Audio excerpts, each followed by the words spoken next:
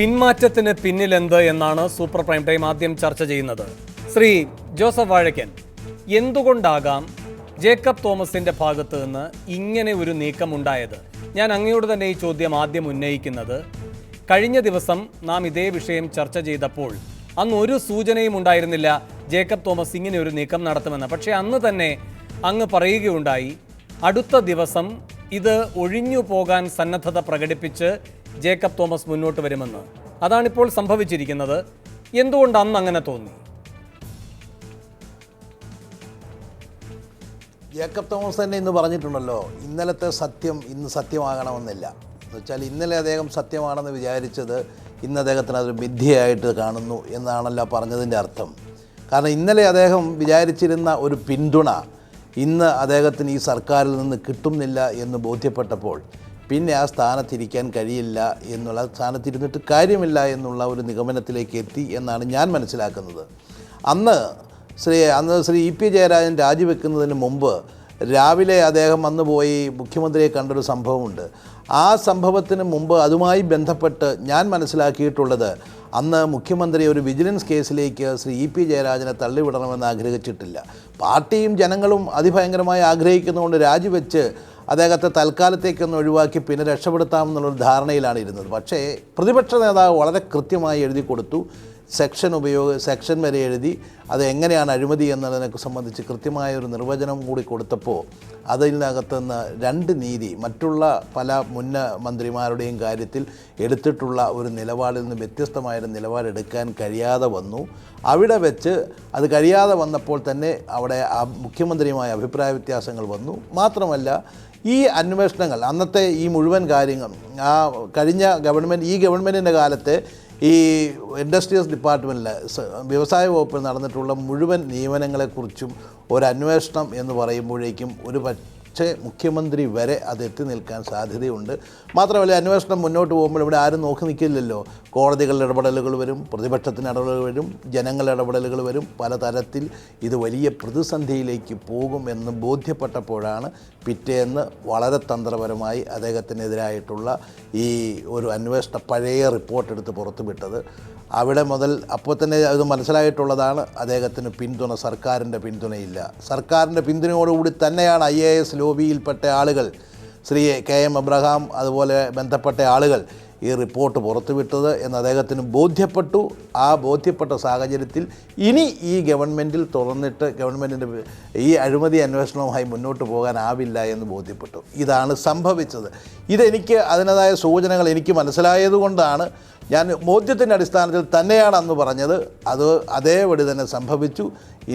ഇനി ഈ ജേക്കബ് തോമസിന് ഇനി ഈ സ്ഥാനത്ത് ആര് പറഞ്ഞാൽ, ഇപ്പോൾ CPM ഒക്കെ കാണിക്കുന്നത് വെറുതെ അഭ്യാസങ്ങളാണ്, വെറുതെ ജനങ്ങളുടെ മുമ്പിൽ കണ്ണിൽ പൊടിയിടാൻ വേണ്ടി. ഞങ്ങൾ പറഞ്ഞ് അദ്ദേഹത്തെ വിട്ടു എന്ന് പറഞ്ഞാൽ അഴിമതിക്കെതിരെ എന്ന് പറഞ്ഞ് ഇവർ നടത്തുന്ന ഈ കള്ളപ്രചരണം ഉണ്ടല്ലോ, അവർ മാത്രം അഴിമതിക്ക് വിരുദ്ധരാണെന്ന്. എനിക്ക് രണ്ട് ചോദ്യങ്ങളാണുള്ളത്. അങ്ങ് ഇങ്ങനെ ഇത് സ്ഥാപിക്കാൻ ശ്രമിക്കുമ്പോൾ എനിക്ക് മറ്റതിഥികളിലേക്കും പോകണം. അതിന് മുമ്പ് ഒരിക്കൽ കൂടി അങ്ങയിലേക്ക് രണ്ട് ചോദ്യങ്ങൾ. ഒന്ന്, അങ്ങ് പറയുന്നു ഈ നീക്കം എന്നത് ഇ പി ജയരാജനുമായി ബന്ധപ്പെട്ട ഈ സ്വജനപക്ഷപാതം അത് വിജിലൻസ് കോടതികളിലേക്ക് വലിച്ചിഴക്കപ്പെടാതിരിക്കുന്നതിന് വേണ്ടിയാണ് പിണറായി വിജയൻ ജേക്കബ് തോമസിനെ സമ്മർദ്ദത്തിലാക്കുന്നത് എന്ന്. ഇത് ശരിയായിരുന്നേനെ വിജിലൻസ് കോടതിയുടെ പരിഗണനയിൽ ഈ കേസ് വരാതിരുന്നിരുന്നു എങ്കിൽ. അങ്ങയുടെ ഒരു വാദമാണല്ലോ അത്, ലോകായുക്തയിലേക്ക് പോകാനാണ് മുഖ്യമന്ത്രി ആഗ്രഹിച്ചതെന്ന്. പക്ഷേ ഇതിനോടകം തന്നെ കോടതിയുടെ മുൻപാകെ എത്തിക്കഴിഞ്ഞു. കോടതി പരിഗണിക്കുന്നൊരു വിഷയമാണ്. അതിൽ വിജിലൻസിൻ്റെ പ്രാഥമിക നടപടികൾ സംഭവിച്ചുവെന്ന് വിജിലൻസ് തന്നെ കോടതിയെ ബോധ്യപ്പെടുത്തിയിരിക്കുകയാണ്. അപ്പോൾ ഇനി ജേക്കബ് തോമസിനെ പിന്മാറ്റിയാലും ഈ വിജിലൻസ് കോടതിയിലേക്ക്, ക്രിമിനൽ നടപടികളിലേക്ക് ഈ വിഷയം വരാതിരിക്കുക എന്ന സാഹചര്യം അനിവാര്യമായി നിലനിൽക്കുകയല്ലേ, അത് ഒഴിവാക്കപ്പെടാതിരിക്കുകയല്ലേ? അതുകൊണ്ട് താങ്കളുടെ വാദത്തിന് ശക്തിയുണ്ടോ ശ്രീ വാഴക്കൻ? വിജിലൻസ് കോടതിയിൽ റിപ്പോർട്ട് കൊടുക്കേണ്ടത് വിജിലൻസ് അല്ലേ? വിജിലൻസ് കോടതിയിലേക്ക് 2 പ്രാവശ്യം വിജിലൻസ് കോടതി ചേർന്ന് റിപ്പോർട്ട് എവിടെയെന്ന് ചോദിച്ചപ്പോൾ റിപ്പോർട്ട് ഇതുവരെ കൊടുത്തിട്ടില്ല. ഇതുമായി ബന്ധപ്പെട്ട ഒരു ഫയലും അദ്ദേഹത്തിൻ്റെ അല്ലെങ്കിൽ വിജിലൻസിൻ്റെ കയ്യിൽ കിട്ടിയിട്ടില്ല എന്നാണ് ഞാൻ അറിയുന്നത്, ഞാൻ മനസ്സിലാക്കുന്നത്. അതിപ്പോഴും ചീഫ് സെക്രട്ടറിയുടെ കയ്യിലാണ്. 21-ാം തീയതി അദ്ദേഹത്തിന് കോടതിയിൽ എന്തെങ്കിലും പറഞ്ഞേ പറ്റൂ. വിജിലൻസ് കോടതിയിൽ എന്ത് ചോദിച്ചാലും വിജിലൻസ് കൊടുക്കുന്ന റിപ്പോർട്ടിന്റെ അടിസ്ഥാനത്തിൽ അതിന്റെ ബാക്കി കാര്യങ്ങൾ മുന്നോട്ട് പോകുന്നത്.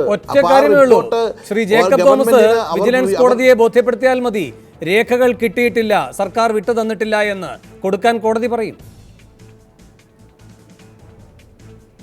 അല്ല, അത് പറഞ്ഞാൽ ഈ ഗവൺമെൻറ്റുമായി കൺഫ്രണ്ടേഷനിലേക്ക് പോകും.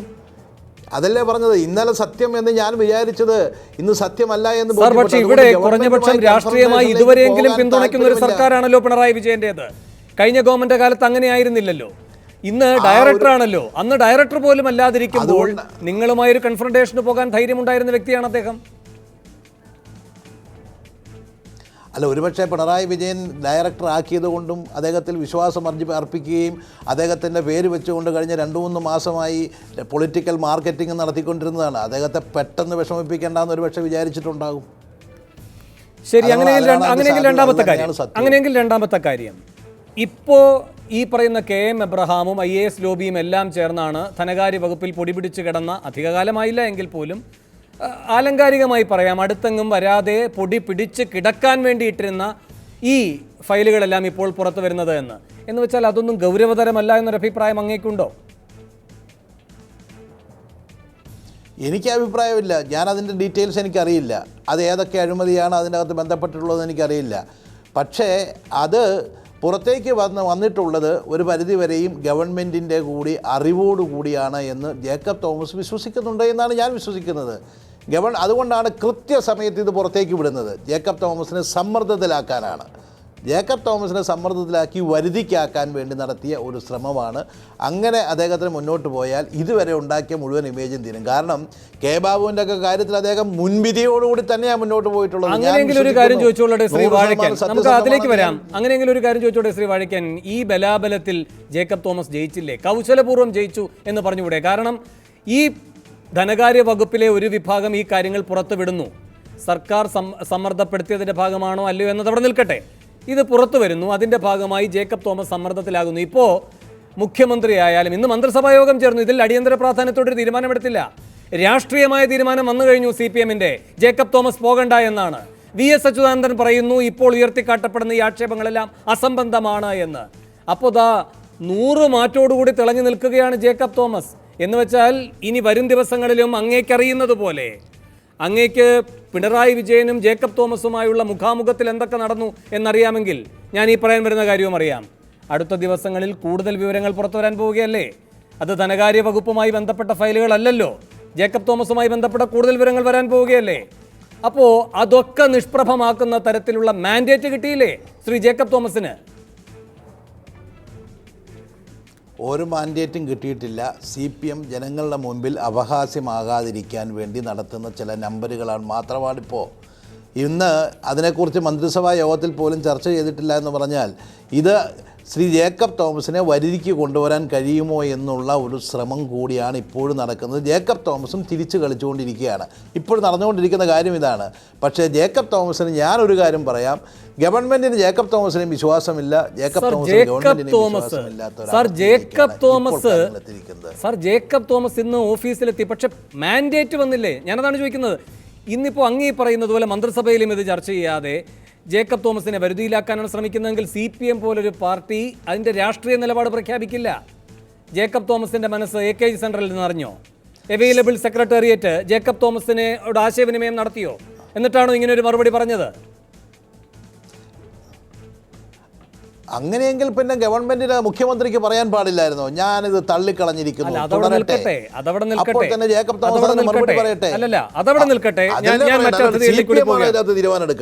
ഞാൻ മറ്റതിഥികളിൽ കൂടി പോകണം. അല്ല, അങ്ങ് ഇങ്ങനെ മന്ത്രിസഭയിൽ എന്ത് നടന്നു, പിണറായിയും ഈ പറയുന്ന ജേക്കബ് തോമസുമായുള്ള കൂടിക്കാഴ്ചയിൽ എന്ത് നടന്നു, ഇതെല്ലാം പറഞ്ഞതുകൊണ്ട് ഞാൻ സൂചിപ്പിച്ചതാണ്. ഞാൻ ശംസയിലേക്ക് വരാം. അതിനു മുമ്പ് ശ്രീ V മുരളീധരൻ, അങ്ങ് വളരെ പ്രതീക്ഷയോടുകൂടി ഒരു പരാതിയുമായി ജേക്കബ് തോമസിനെ സമീപിച്ചത് ജേക്കബ് തോമസിൽ നിന്ന് നീതി കിട്ടുമെന്നുള്ളത് കൊണ്ടാണോ, അതോ പുതിയ സർക്കാരിൻ്റെ കീഴിൽ വിജിലൻസ് സംവിധാനത്തിൽ ആരിരുന്നാലും നീതി കിട്ടും എന്ന് കരുതിയാണോ? 1. 2, അങ്ങനെയെങ്കിൽ ഇപ്പോഴത്തെ ജേക്കബ് തോമസിൻ്റെ മനം മാറ്റം താങ്കളുടെ അഴിമതി വിരുദ്ധ നീക്കത്തിന് ഏത് തരത്തിലുള്ള പ്രതികരണമാണ് ഉണ്ടാക്കിയത് താങ്കളിൽ? അല്ല, എന്നെ സംബന്ധിച്ചോളം ഞാൻ ഈ ഗവൺമെൻറ് വന്നപ്പോൾ വിജിലൻസ് വകുപ്പിന് പരാതി കൊടുത്തതിൻ്റെ ഒരു കാരണം UDF സർക്കാരിൽ UDFിലെ അഴിമതിക്കാർക്കെതിരായിട്ട് ശക്തമായിട്ടുള്ള നിലപാടെടുത്ത ഒരു ഉദ്യോഗസ്ഥനായിരുന്നു ജേക്കബ് തോമസ്. അദ്ദേഹത്തെ ഇടതുപക്ഷ ഗവൺമെൻറ് ഭരണത്തിൽ വന്നപ്പോൾ അദ്ദേഹത്തെ വിജിലൻസ് ഡയറക്ടറാക്കി. ആ വിജിലൻസ് ഡയറക്ടറാക്കുന്ന സമയത്ത് സത്യസന്ധനായിട്ടുള്ള ഉദ്യോഗസ്ഥൻ എന്നുള്ള നിലയിൽ, ധീരമായിട്ട് നിലപാടെടുക്കുന്ന ഒരു ഉദ്യോഗസ്ഥൻ എന്നുള്ള നിലയിൽ അദ്ദേഹം ആർക്കെതിരായിട്ടുള്ള പരാതികളും നിഷ്പക്ഷമായിട്ട് അന്വേഷിക്കാൻ മുതിരും എന്നുള്ള പ്രതീക്ഷയോടുകൂടിയിട്ടാണ് ഞാൻ അദ്ദേഹത്തിന് പരാതികൾ കൊടുത്തത്. പക്ഷേ ഞാനിപ്പോൾ ഈ കഴിഞ്ഞ ദിവസങ്ങളിൽ ഉണ്ടായിട്ടുള്ള സംഭവങ്ങളിൽ എനിക്ക് തോന്നുന്നൊരു കാര്യം, ഈ അദ്ദേഹത്തിൻ്റെ തുറമുഖ വകുപ്പിൽ നടത്തിയിട്ടുള്ള ചില കാര്യങ്ങളെക്കുറിച്ചിട്ടുള്ള റിപ്പോർട്ടുകൾ ഈ സന്ദർഭത്തിൽ വരുന്നത് മാർക്സിസ്റ്റ് പാർട്ടിക്കകത്ത് നിന്ന് തന്നെയുള്ള ചില ആളുകളുടെ ശ്രമത്തിൻ്റെ ഭാഗമായിട്ട് തന്നെയാണ് ഞാൻ കാണുന്നത്. പക്ഷേ അദ്ദേഹം ഈ ഒരു ഘട്ടത്തിൽ രാജിവെച്ച് അഥവാ സ്ഥാനമൊഴിഞ്ഞു പോകുന്നത് കേരളത്തിലെ ജനങ്ങൾ ഒരിക്കലും ആഗ്രഹിക്കുന്നില്ല എന്നാണ് എനിക്ക് അഭിപ്രായപ്പെടാനുള്ളത്. കാരണം കേരളത്തിലെ ജനങ്ങൾ ആഗ്രഹിക്കുന്നത് ഇടതുപക്ഷത്തിനെതിരായിട്ടാണെങ്കിലും കോൺഗ്രസ്സിനെതിരായിട്ടാണെങ്കിലും അഴിമതിയെ ആർക്കെതിരായിട്ട് ചൂണ്ടിക്കാണിക്കപ്പെട്ടാലും അത് അന്വേഷിക്കാൻ തൻ്റെ ഇടം കാണിക്കുന്ന ഒരു ഉദ്യോഗസ്ഥൻ, അങ്ങനെ ഒരു ഉദ്യോഗസ്ഥൻ വിജിലൻസിൻ്റെ തലപ്പത്തുണ്ടാകണം എന്നാണ്. ആ നിലയിൽ അദ്ദേഹം രാജിവെക്കരുത് എന്നും അദ്ദേഹത്തിൻ്റെ രാജി സ്വീകരിക്കരുത് എന്നുമാണ് ഞാൻ ഇന്ന് ഒരു പ്രസ്താവനയിലൂടെ മുഖ്യമന്ത്രിയോട് ആവശ്യപ്പെട്ടത്. ശരി, ശ്രീ എ എൻ ഷംസീർ, എനിക്ക് 4 കാര്യങ്ങൾ ചൂണ്ടിക്കാട്ടാനുണ്ട്. ചെറിയ 4 കാര്യങ്ങൾ, സമയമെടുക്കില്ല അധികം. 1, ജേക്കബ് തോമസ് സമ്മർദ്ദത്തിലായിരിക്കുന്നു എന്ന് ചൂണ്ടിക്കാട്ടാൻ കഴിയുന്ന 4 കാര്യങ്ങളാണ്. 1, അദ്ദേഹം ഇന്ന് പറയുകയാണ് ഇന്നലത്തെ സത്യമല്ല ഇന്നത്തെ സത്യം. ശ്രീ വാഴക്കൻ അത് സൂചിപ്പിക്കുകയുണ്ടായി. എന്തുകൊണ്ട് അങ്ങനെ പറയേണ്ടി വന്നു? പുതിയ ആകാശം പുതിയ ഭൂമിയാണ് ഓരോ ദിവസവും എന്ന് പറഞ്ഞാൽ പുതിയ കർമ്മമണ്ഡലത്തിലേക്ക് പോകാൻ അദ്ദേഹം ഉദ്ദേശിക്കുന്നു എന്നുകൂടി അതിൻ്റെ അർത്ഥം. 2ാമത്തെ കാര്യം, ഈ സർക്കാരിൻ്റെ മനോഗതി, മുഖ്യമന്ത്രിയുടെ മനോഗതി ഇത് ലോകായുക്തയിലേക്ക് പോകട്ടെ എന്നതാണ്. അതല്ലാതെ വിജിലൻസിലേക്ക് പോവുക എന്ന ആഗ്രഹം മുഖ്യമന്ത്രിക്ക് ഉണ്ടായിരുന്നില്ല. കാരണം ഇത് ലോകായുക്തയിലേക്ക് പോയാൽ മാൽ അഡ്മിനിസ്ട്രേഷനാണ് വരിക. ഭരണവൈകല്യം, കെടുകാര്യസ്ഥത, വലിയ കുഴപ്പമില്ലാത്ത രൂപത്തിൽ EPA സംരക്ഷിച്ചെടുക്കാൻ കഴിയും. എന്നാൽ ഇത് വിജിലൻസ് അന്വേഷിക്കേണ്ടതാണ്, പ്രഥമ ദൃഷ്ടി അത്ര ശക്തമായ ആക്ഷേപം തന്നെയാണ് ഉയർന്നിട്ടുള്ളത് എന്ന ജേക്കബ് തോമസിൻ്റെ നിലപാട്, അത് മുഖ്യമന്ത്രി രാഷ്ട്രീയമായി പിന്തുണയ്ക്കാഞ്ഞതിൻ്റെ ഒരു ബുദ്ധിമുട്ട് അദ്ദേഹം അനുഭവിച്ചിട്ടുണ്ടോ? സാങ്കല്പികമല്ല ഈ ചോദ്യം. കാരണം അദ്ദേഹം വിജിലൻസ് കോടതിയിൽ ആദ്യം 3 ദിവസം ചോദിച്ചു, ജഡ്ജി തന്നെ പറഞ്ഞു ഒറ്റ ദിവസമേ തരൂ എന്ന്.